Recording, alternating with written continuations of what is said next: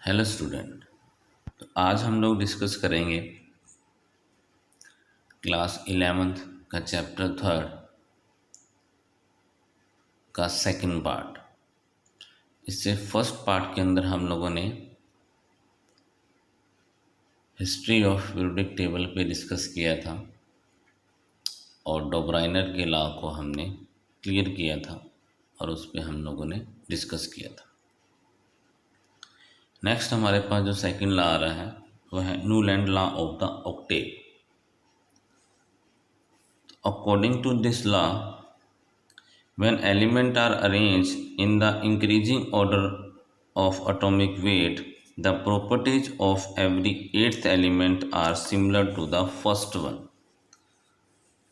तो according to Newland ने क्या कहा था कि अगर एलिमेंट को उनके इंक्रीजिंग एटॉमिक वेट में अरेंज किया जाए तो जो फर्स्ट एलिमेंट है वो एट्थ एलिमेंट के साथ सिमिलर प्रॉपर्टीज़ को शो करेगा। फॉर एग्ज़ाम्पल अगर हम लोग चेक करें, अगर लिथियम फर्स्ट पोजीशंस पे है और सोडियम एट्थ पोजीशंस पे है तो लिथियम और सोडियम की सेम प्रॉपर्टीज़ होगी। ओके, सो ऑन बेरिलियम अगर फर्स्ट पोजीशंस पे है तो मैग्नीशियम्स के साथ उसकी क्या होगी, सेम प्रॉपर्टीज़ होगी। ओके, बेरिलियम के सेम प्रॉपर्टीज़ मैग्नीशियम्स के साथ, बोरॉन की सेम प्रॉपर्टीज़ एल्युमिनियम के साथ, कार्बन की सेम प्रॉपर्टीज़ सिलिकॉन के साथ। ओके, तो कभी कभी जब हम कंपटीशन एग्ज़ाम में बैठते हैं, चाहे वो नीट का एग्ज़ाम हो, चाहे वो जो मेंस और एडवांस का हो, तो कभी कभी इस तरीके से वो ग्रुप बना के हमसे क्वेश्चन राइज करते हैं। ओके, तो ये आप लोगों ने अंडरस्टूड रखना है, ध्यान रखना है कि फर्स्ट एलिमेंट एट्थ एलिमेंट के साथ सेम प्रॉपर्टी शो करता है। ओके, ये तो थी इस लॉ की अपनी एक मेरिट। अब देखिए इसकी डीमेरिट्स क्या होगी या इसके ड्रॉबैक्स क्या हैं। देखो, अकॉर्डिंग टू न्यूलैंड ने तो ये कहा था कि जो फर्स्ट एलिमेंट है वो एट्थ एलिमेंट के साथ क्या करेगा, सिमिलर प्रॉपर्टीज़ को शो करेगा। बट जब न्यूलैंड ने अपना ऑक्टेव लॉ दिया था उस टाइम टोटल एलिमेंट कितने थे, 56। टोटल एलिमेंट हमारे पास 56 थे। तो 56 तक कैल्शियम तक तो ठीक है, कैल्शियम तक तो ये सिस्टम बिल्कुल ठीक चल रहा था कि फर्स्ट एलिमेंट एट्थ एलिमेंट के साथ सेम प्रॉपर्टी शो कर रहा था। बट आफ्टर 20 यानी कैल्शियम्स के बाद ये जो लॉ है ये ब्रेक हो गया। मतलब ये प्रॉपर्टी जो फर्स्ट और एट्थ के साथ जो प्रॉपर्टी शो होनी चाहिए थी वो नहीं हुई।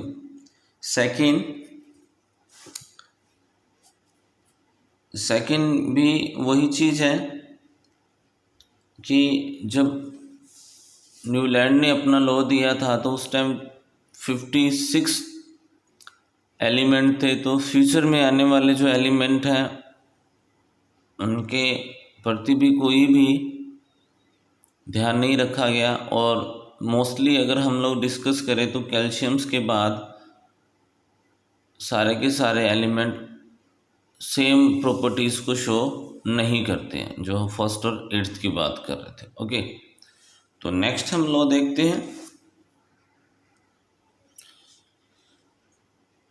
थर्ड जो हमारे पास लॉ आ रहा है वो है लोथरमियर्स अरेंजमेंट। ये काफ़ी फेमस साइंटिस्ट हैं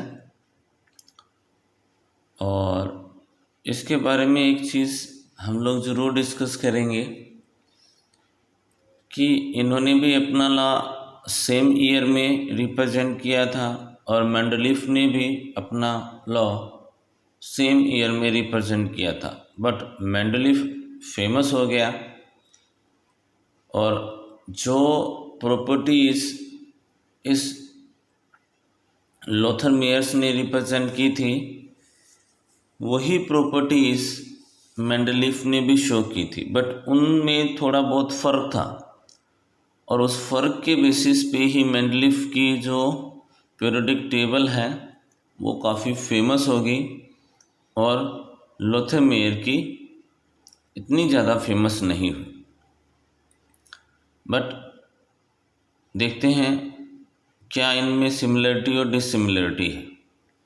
चलिए, अकॉर्डिंग टू लोथर मेयर कि when the element are arrange in increasing order of their atomic weight, तो लोथर मेयर ने एलिमेंट को अरेंज किया था पीरियोडिक टेबल में इंक्रीजिंग ऑर्डर में, एटॉमिक वेट के इंक्रीजिंग ऑर्डर में। तो वो कहता है similarities in the physical and chemical properties. तो ये फर्स्ट साइंटिस्ट था पीछे वाले दो साइंटिस्ट के कंपेयर ने जिसने फिजिकल और केमिकल प्रॉपर्टीज़ के अकॉर्डिंग अरेंजमेंट करने की ट्राई की। तो similar in the physical and chemical properties appear of the regular interval. तो वो कहता है कि अगर हम एलिमेंट को उसके increasing order of atomic weight में अगर हम लोग उसको अरेंज करें तो एलिमेंट की जो सिमिलर प्रॉपर्टीज है, जो फिजिकल और केमिकल प्रॉपर्टीज की बात कर रहा है, तो वो कहता है एक रेगुलर इंटरवल के बाद दिखाई देगी।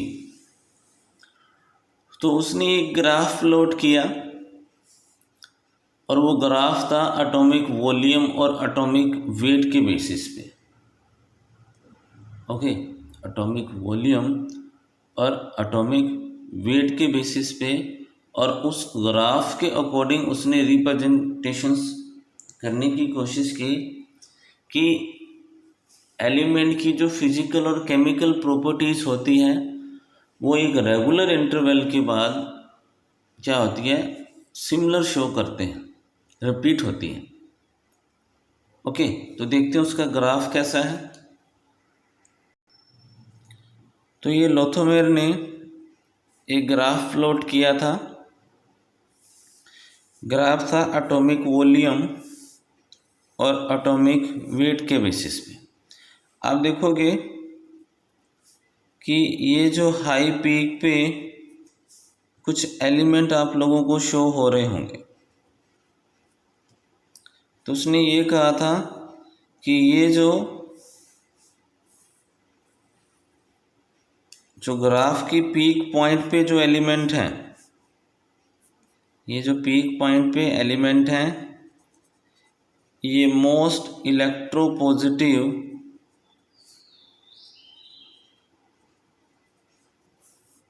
एलिमेंट हैं और जो ग्राफ के बॉटम एरिया पे हैं वो लीस्ट पॉजिटिव एलिमेंट है। ओके, तो इसके बेसिस पे उसने ये मतलब एक एटॉमिक वॉल्यूम और एटॉमिक वेट के बीच में ग्राफ खींच के एलिमेंट को अरेंज किया था। और जो टॉप पे एलिमेंट हैं वो मोस्ट इलेक्ट्रोपॉजिटिव एलिमेंट हैं, यानी मोस्ट रिएक्टिव एलिमेंट हैं, और जो बॉटम एरिया में है वो लीस्ट रिएक्टिव एलिमेंट है। तो इस तरीके से उसने अपना एक ग्राफ प्लॉट करके रिप्रेजेंट किया। अब ये तो थी इसकी मेरिट, क्या कि एलिमेंट को अरेंज किया इंक्रीजिंग उनके एटॉमिक वेट के बेसिस पे, और उसकी जो केमिकल और फिजिकल प्रॉपर्टीज़ है वो एक इंटरवल के बाद रिपीट होती हैं फिजिकल केमिकल। अब इसको थोड़ा सा हम लोग कंपेयर करते हैं मेंडलीफ की पीरियोडिक टेबल के साथ, क्योंकि दोनों ने साथ साथ अपनी पीरियोडिक टेबल्स पे वर्क किया था। तो इसकी जो फर्स्ट डीमेरिट्स आती हैं, ड्रॉबैक्स आता है कि periodic table incomplete compare with Mendeleev. तो जो लोथरमेयर की जो पीरियोडिक टेबल थी वो इनकम्प्लीट थी। इनकम्प्लीट का मतलब ये चीज़ होगी, तो इसने बेस तो बना के दे दिया कि इस तरीके से अरेंज करो, बट फिर भी उसमें कुछ ना कुछ कमियां रह गई थी। अच्छी तरीके से वो कंप्लीट नहीं थी। जबकि मेंडलीव की पीरियोडिक टेबल जब पब्लिश हुई थी सेम ईयर्स में, दोनों की सेम ईयर्स में पब्लिश हुई थी ना, तो लोथर मेयर के कंपेयर में मेंडलीव की जो पीरियोडिक टेबल थी वो क्या थी, कंप्लीट थी। सेकंड आता है Meyer's classifications on the physical properties such as atomic volume, atomic size etcetera. तो इसने जो अपना बेस रखा था अरेंजमेंट ऑफ द एलिमेंट, वो था फिजिकल प्रॉपर्टीज। इट मीन्स आप ग्राफ देखोगे, एटॉमिक वॉल्यूम और एटॉमिक वेट ये फिजिकल प्रॉपर्टीज हैं, उसके बेसिस पे रखना है। तो ये जो फिजिकल प्रॉपर्टीज का जो डाटा है, इसको लर्न करना, याद रखना बड़ा डिफ़िकल्ट होता है। इसका जो डाटा याद रखना बड़ा डिफ़िकल्ट होता है। तो इसी के बेसिस पे इसकी जो पीरियोडिक टेबल है वो मेंडलीव के कंपेयर में फेमस नहीं हो पाई।